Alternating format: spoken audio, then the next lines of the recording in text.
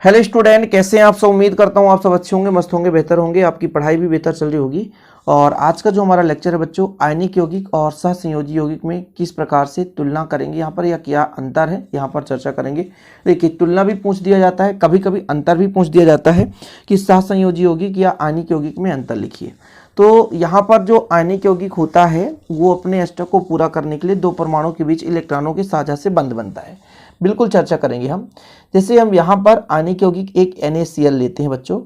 NaCl में क्या होता है कि जब ये टूटता है तो Na पॉजिटिव और Cl नेगेटिव बनता है। यानी ये जो हमारा आयनिक यौगिक है आयनों से मिलकर बना हुआ है। अब इसमें होता क्या है, सोडियम के बाह्यतम कोष में कितने इलेक्ट्रॉन होते हैं? 1 इलेक्ट्रॉन होते हैं। तो ये अपना बाह्यतम कोष का जितना भी इलेक्ट्रॉन है त्याग देता है। और क्लोरीन के बाह्यतम कोष में 7 इलेक्ट्रॉन होते हैं और ये क्लोरीन 1 इलेक्ट्रॉन ग्रहण करके अब आपस में एक बंध बनता है जिसे आयनिक बंध कहते हैं। और इस प्रकार के जिन यौगिकों में बंध पाया जाता है उसे हम आयनिक यौगिक कहते हैं। सिंपल। अब यहाँ पर क्या होता है, इसमें आयनिक यौगिक में दो परमाणु जब आपस में बंध बनाते हैं, इसमें ये गुण होता है कि जो एक परमाणु है वो इलेक्ट्रॉन दे सकता है और एक परमाणु इलेक्ट्रॉन ग्रहण कर सकता है। ठीक है। लेकिन हम जब सहसंयोजी यौगिक की बात करेंगे, जैसे सहसंयोजी यौगिक में हम कोई भी यौगिक ले लें, यहाँ पर हम ले लेते हैं N2 की बात करते हैं। तो N2 में किस प्रकार से बंध बनता है बच्चों, तो हमारे पास N2 मतलब यहाँ पर 3 बंध का निर्माण होता है। बाह्यतम कोष में 5 इलेक्ट्रॉन होते हैं और आपस में 3 बंध बनाते हैं 6 इलेक्ट्रॉनों के साझे से।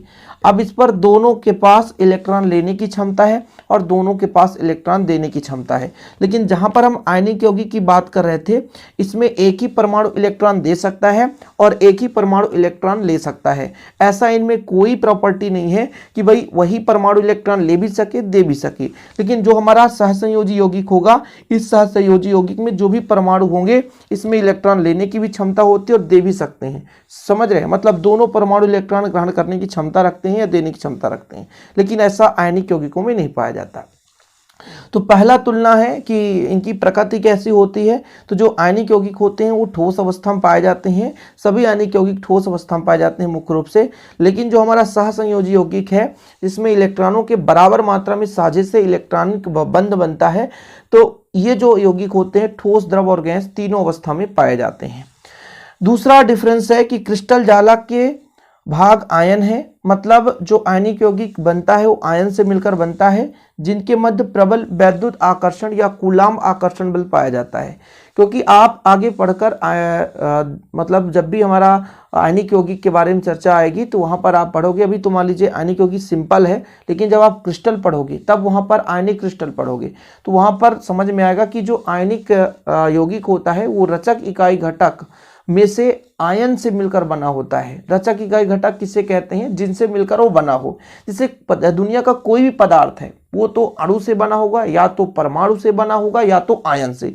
तो जो हमारा आयनिक यौगिक होता है ये किससे मिलकर बना होता है? आयन से मिलकर बना होता है। इनके क्रिस्टल जालक के भाग अणु होते हैं जिनके मध्य दुर्बल वान डेर वाल्स बल पाया जाता है। कुल मिलाकर के आयनिक यौगिक में वैद्युत आकर्षण बल, कूलाम्ब आकर्षण बल पाया जाता है। वहीं पे सहसंयोजी यौगिक होते हैं, इनमें दुर्बल वान डेर वाल्स बल पाया जाता है। आयनिक यौगिक में आयनिक बंध दिशात्मक नहीं होती, मतलब इसमें कोई दिशा नहीं होती। लेकिन सहसंयोजक बंध में दिशात्मक होते हैं तथा अणुओं के परमाणुओं की व्यवस्था निश्चित कोणों पर होती है। यानी फिक्स कोण रहता है कि परमाणु इतने इतने डिग्री बनाते हैं। आगे चलकर हम बंध कोण के बारे में चर्चा करेंगे, बंध लंबाई के भी बारे में बात करेंगे। ये सब सहसंयोजी यौगिकों में पाया जाता है बच्चों। ठीक है।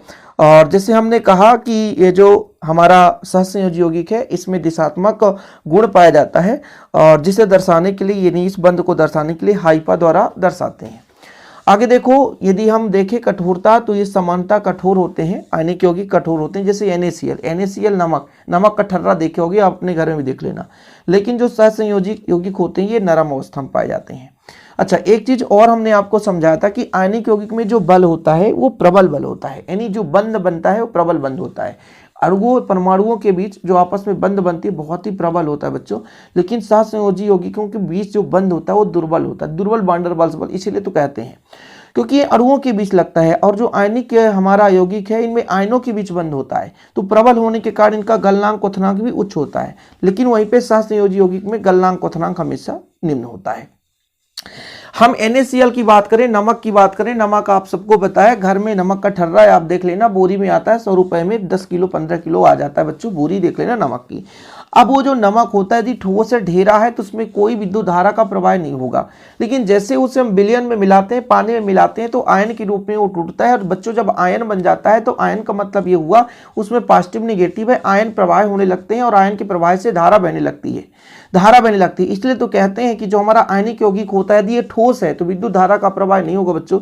लेकिन वहीं पे यदि वो विलयन में या गलित अवस्था में है, विलयन में मिला हुआ है, तब उसमें विद्युत धारा का प्रवाह होगा। तो हम कह सकते हैं आयनिक यौगिक विलयन में या जलीय अवस्था में या कि घुलित अवस्था में, पिघली हुई अवस्था में विद्युत धारा के चालन का प्रदर्शन करते हैं या विद्युत धारा के चालक होते हैं। लेकिन वहीं पे सहसंयोजी यौगिक की बात करें तो ये कुचालक होते हैं बच्चों। और आखिरी डिफरेंस है, ये ध्रुवीय विलायकों में विलय होते हैं और जो हमारे सहसंयोजी यौगिक होते हैं अध्रुवीय विलायक में विलय होते हैं। सिंपल है, विलय है, यहां पर भी लिख लो विलय है। इस प्रकार से आप लोग डिफरेंस तैयार कर लेना आयनिक यौगिक और सहसंयोजी यौगिक के। उम्मीद करता हूं आप लोग समझ गए होंगे और ये तब आपको बेहतर समझ में आएगा जब आप आयनिक यौगिक या सहसंयोजी यौगिक के बारे में पढ़े होंगे। ये हमारे चैनल में प्लेलिस्ट में केमिस्ट्री क्लास 11th में आपको मिल जाएगा। प्लेलिस्ट विजिट करें, प्लेलिस्ट में जाएं और बेहतर रूप से तैयारी करते रहें। वीडियो पसंद आए तो लाइक करके शेयर करें और ऐसे वीडियो पाने के लिए चैनल को सब्सक्राइब कर दें। मिलते हैं अगली वीडियो के साथ बच्चों। जय हिंद, वंदे मातरम।